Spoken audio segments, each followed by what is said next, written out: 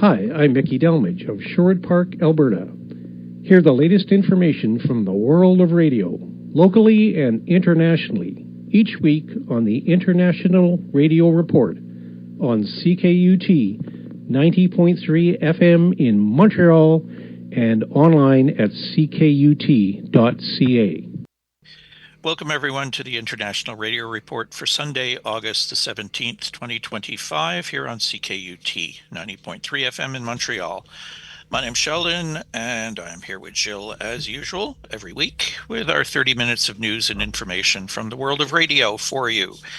We have stories from locally here in Montreal, around the U.S., and around the world, so stay tuned. Jill, you're going to start things off today with a little bit of local radio news from our Montreal region. Yeah, two stations that we've been really wondering what is happening with them. CFNV Montreal 940 AM and CFQR 600 AM. There's a change in ownership and effective control approved by CRTC. So this is thanks to Peter Laws of CIDX. The Commission approves an application by 7954689 Canada Inc. for authority to change the ownership and effective control of the French language commercial AM radio programming undertaking operating the station CFNV Montreal, Quebec, and the English language commercial AM radio programming undertaking operating the station CFQR in Montreal, Quebec. Through these transactions, Ronald Richards Realty Inc., RRRI, will acquire all the shares of 7954689. At the close of the transaction, Ronald Richards will exercise the effective control of the station. The licensee will continue to operate the station under the licenses for the undertaking subject to the transaction, which will expire on August 31st, 2027. This licensee will also be subject to the terms set out in Appendix 1 of the decision. The Commission finds that approving this transaction is in the public interest, and it will help ensure that the station continue to serve the community of Montreal, including the English official language minority community, by providing local programming. In addition, the Commission proposes to make the order set out in Appendix 2 to this decision, imposing on the licensee a condition of service, including expenditure requirements, consistent with subsection 9.1, 4, and 11.17 of the Broadcasting Act. Interested persons may make representations only on the proposed order by no later than August 21st, 2025. The licensee may submit a reply to any representations received by no later than August the 26th, 2025. So, change in ownership. We've been waiting for things to happen, and we've been years and years now with a loop of music, some kind of programming sometimes that you're not really sure what it is. On the French side, what I've heard was there is some news, there is some traffic from time to time. There's some kind of program. I even came across some kind of general, show where they were talking about artists and stuff. It sounds very, very unprofessional. It's as if they just, called on some people and said, hey, you want to do a radio show, and that's it. Yeah, this guy has been actually running the stations without official ownership. They were kind of in limbo for quite a while, not much happening. Like you said, little bits of programming here and there.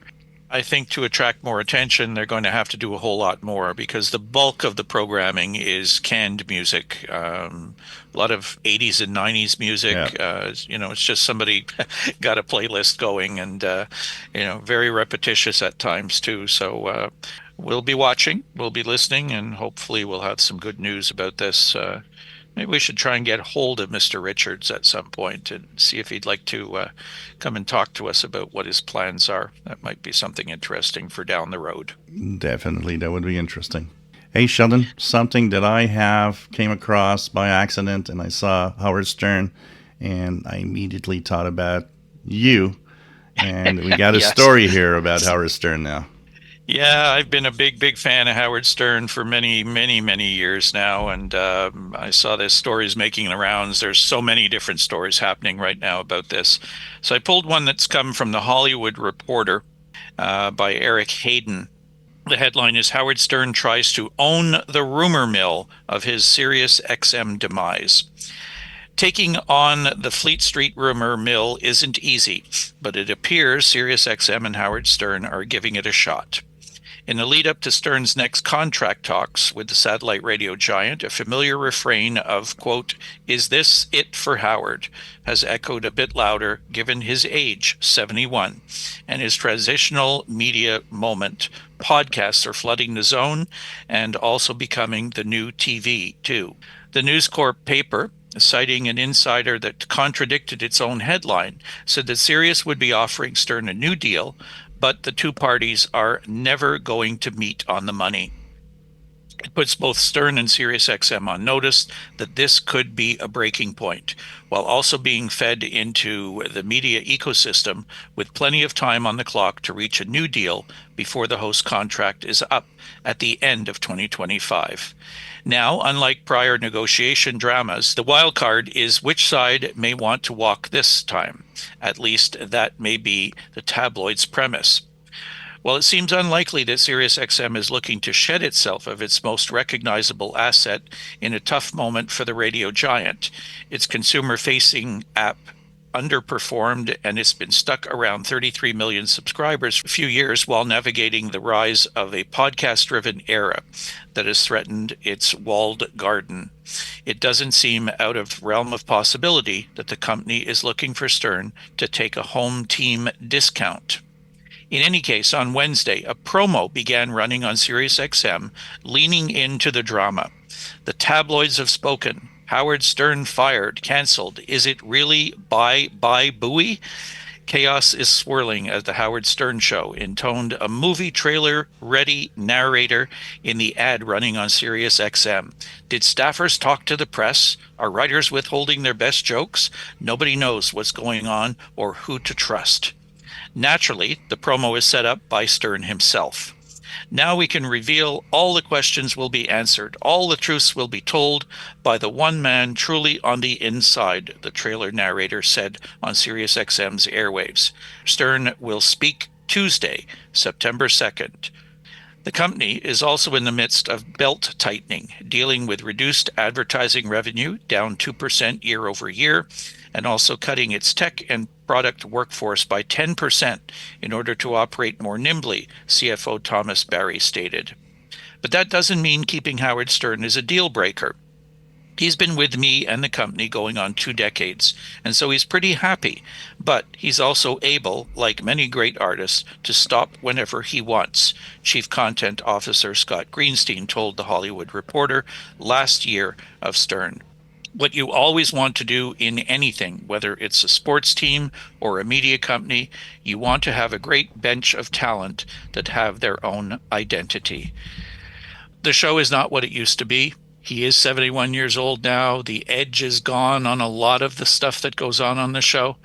A lot of fans have abandoned it or complain. They spend all of their time complaining about the show rather than listening to it on the Facebook groups and the different message boards.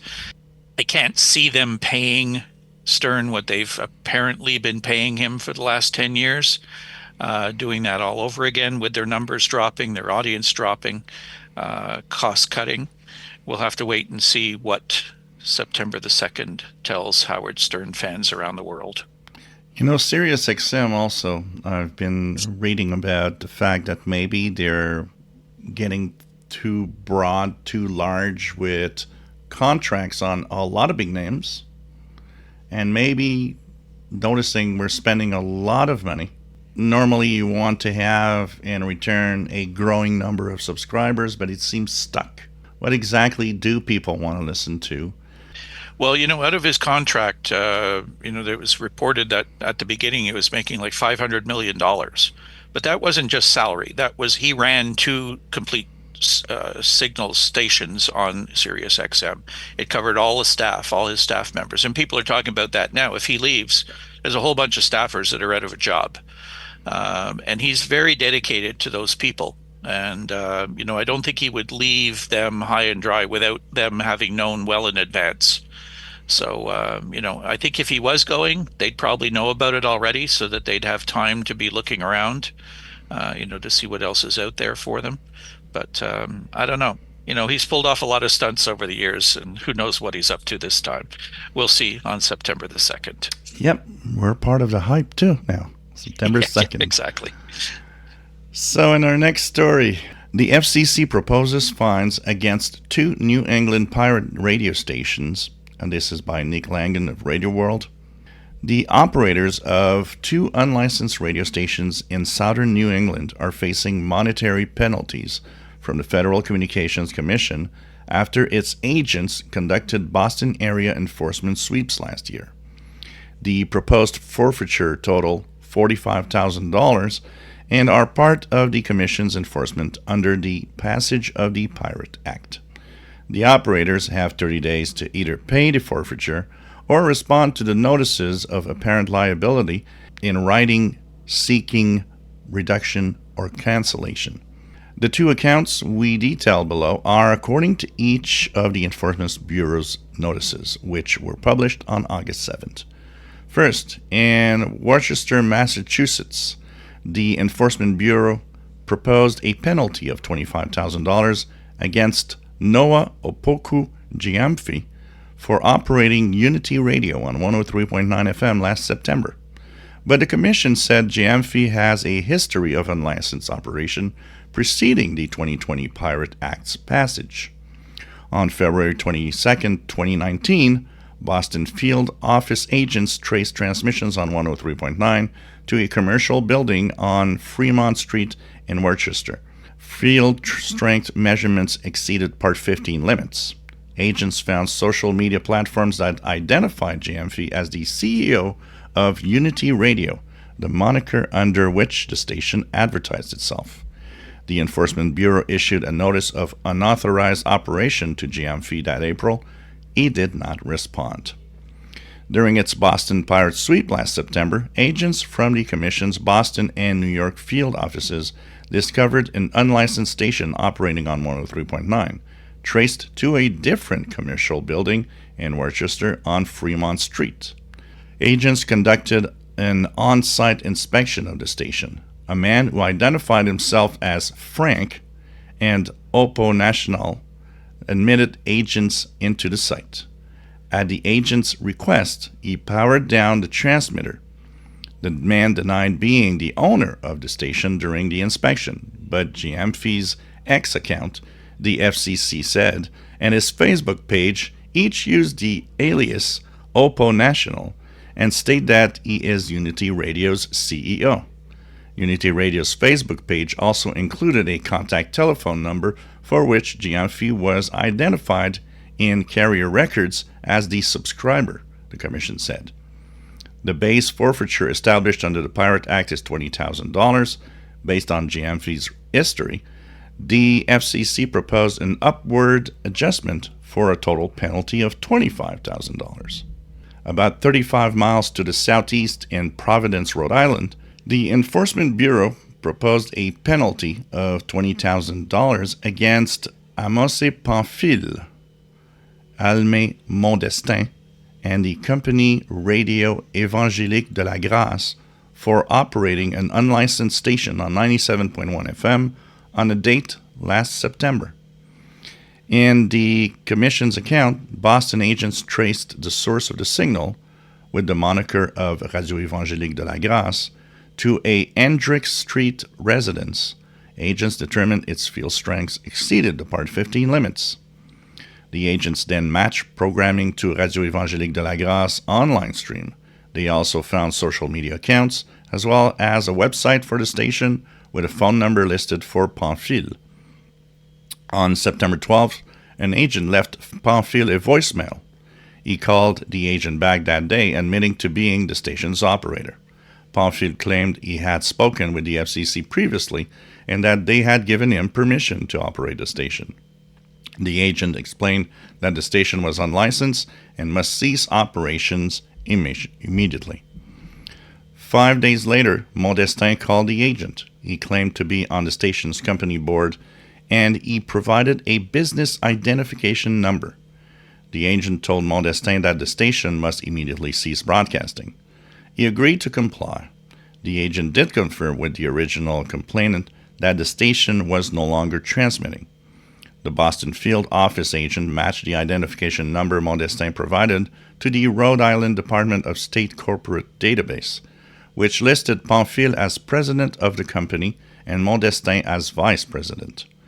The company's purpose is listed as a non-commercial radio station.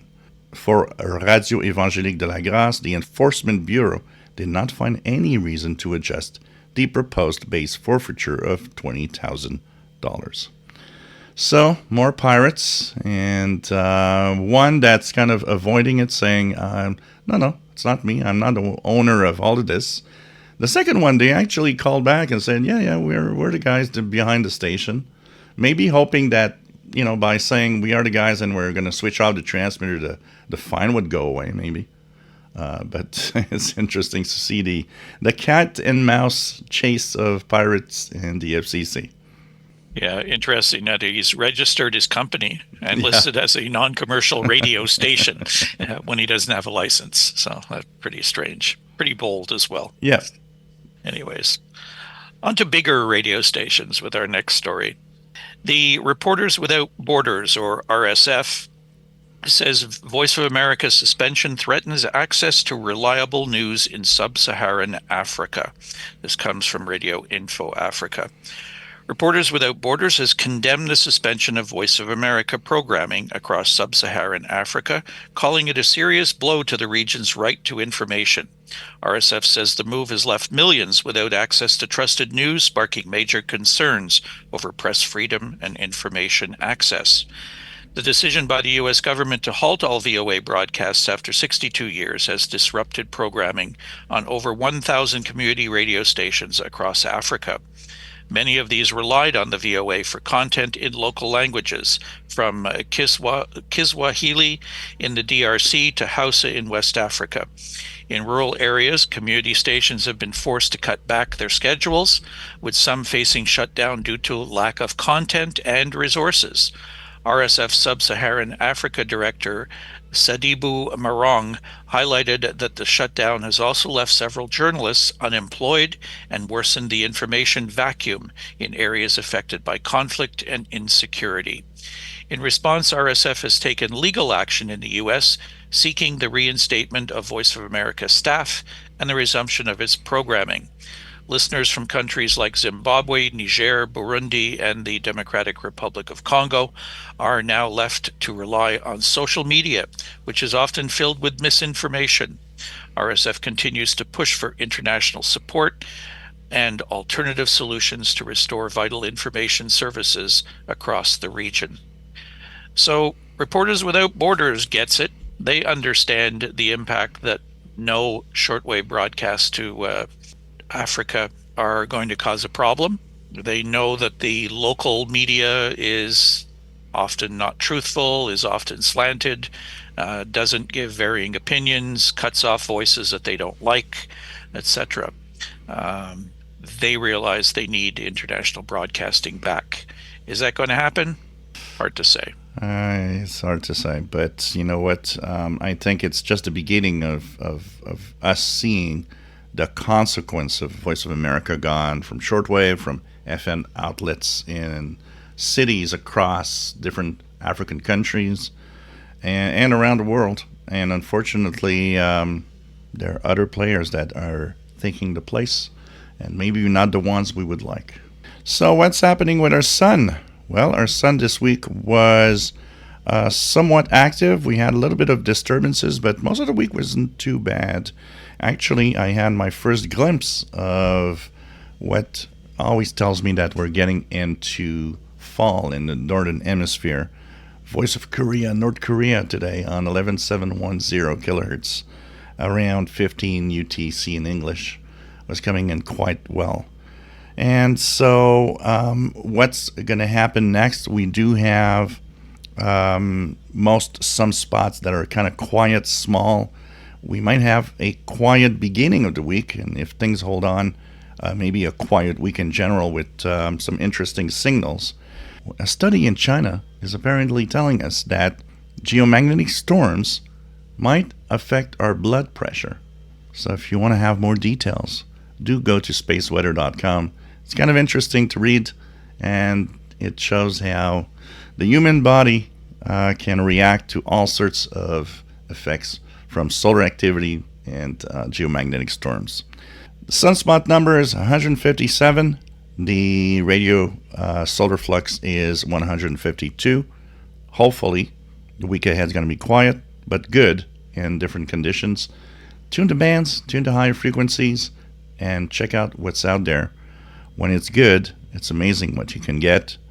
And the only way that you'll figure this out is to turn on a radio and listen.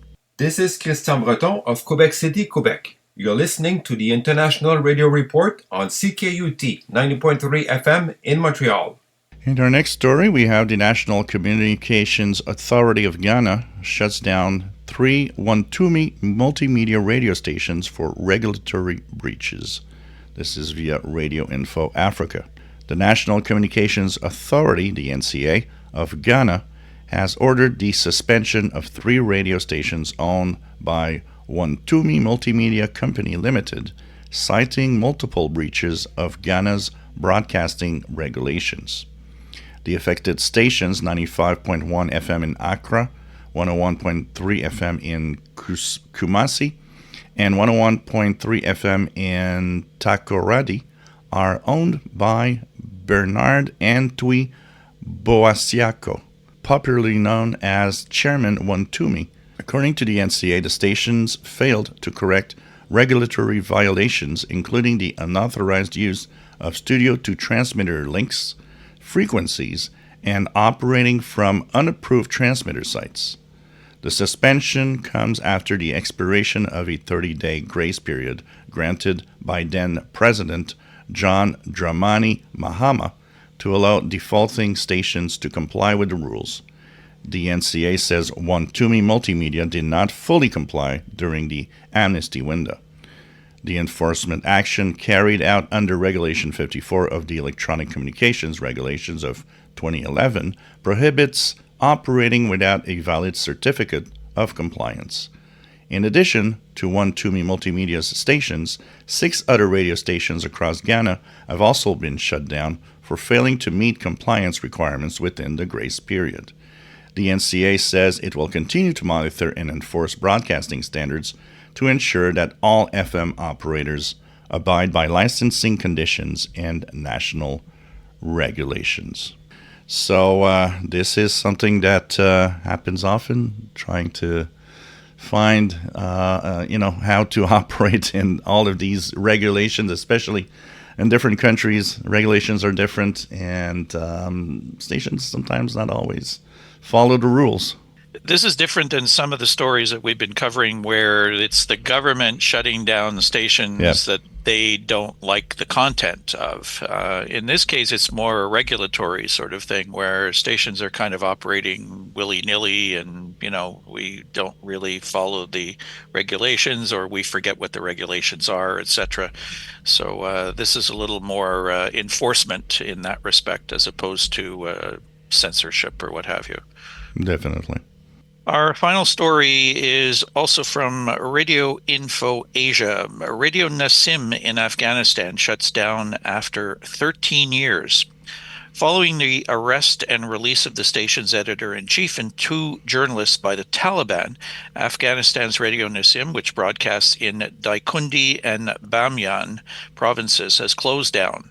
The station said on its Facebook page, quote, "For 13 years, we were the voice of hope, kindness, awareness, and life. From the heart of the mountains, the alleys and villages of Daikundi and Bamyan, through pains and happiness, we were with you. We heard, we said, we cried, and we laughed. But today, with a heavy heart, we must say we cannot go on any longer. The stoppage of our broadcasting does not mean the end of our love for this way. It is a sign of times that is sometimes more cruel to tolerate voices. We are leaving, but the breeze of our voices will remain in your collective memory, in the hearts of those who woke up with us every morning and who went to sleep with us every night.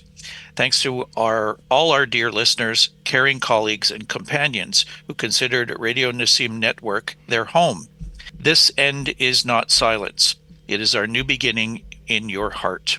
In the end, we assure our dear audience we will again be guests of your warm homes as the conditions improve. According to the Afghanistan Journalist Center, members of the de facto Provincial Directorate of Intelligence detained Sultan Ali Jawadi, editor-in-chief of Radio Nasim, along with two of the station's journalists, Saifullah Rezai and Motaba Kazemi, and Kudratullah Mosawi of Sadeh-e Kaira Radio, while they were covering an event attended by local authorities and elders in the provincial capital, Nili, on August the 6th. They reportedly had their smartphones and a camera confiscated and were taken to the Intelligence Directorate headquarters for questioning. While Mosawi was released after a couple of hours, the other three were held and reportedly accused of propaganda against the authorities following the publication of a UN report on the activities of Islamic State, Khorasan, and anti-Taliban armed groups in Afghanistan. All three staff members of Nasim Radio were released around 11:30 p.m., but the officers seized the station's main broadcasting computer, which led to its shutdown. Jawadi and two of his colleagues were detained earlier in October 2023, allegedly for publishing propaganda against the de facto authorities. He was sentenced to 1 year in prison, and the station remained closed for 5 months. This comes as the International Federation of Journalists recently reported that at least 7 journalists and media workers were detained by the Taliban in Afghanistan during the month of July alone. The organization, expressing concern over the growing number of press freedoms violations, has called on the Taliban to immediately release all imprisoned journalists and end arbitrary detentions. The AFJC called on de facto authorities to immediately return all confiscated equipment and ensure that media outlets can operate freely and safely. The detention of journalists and the shutdown of a local radio station in Daikundi is a clear attack on press freedom. We urge the de facto authorities to cease targeting journalists and allow independent media to serve the public without fear or interference, it said. So this one is more like what we've had in the past. Not really liking what the station is putting on the air and finding reasons to shut them down and arrest some of the journalists. Yep. So we have a couple of amateur radio DXPEDITIONS. If you're looking to hear someone operating from Greenland, Mark, Delta Lima 6 Yankee Mike, will be operating from Disko Bay as Oscar X-Ray / Delta Lima 6 Yankee Mike between August 15th and August 29th. That is activity from November Alpha 018, the 15th through the 18th, and November Alpha 134, August 19th to the 29th. They're planned as QRP operations in CW only.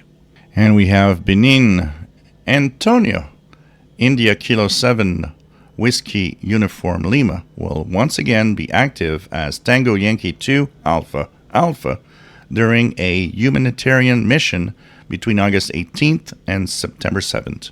Activity during this spare time is on 10-meter SSB. Going to be an interesting one. Thank you for tuning in once again this week. If you'd like to reach us, our email address is radioreport@yahoo.com. Our program is live streamed and archived at ckut.ca. Our Facebook group, we welcome Jonah Sachs of Montreal joining as our newest member. And our YouTube channel, youtube.com/@IRR, where you can subscribe and go to listen to any of our programs online at your convenience. Thanks for tuning in. We'll talk to you again next Sunday with the next edition of the International Radio Report on CKUT 90.3 FM in Montreal. Have a great week, everybody. Bye-bye.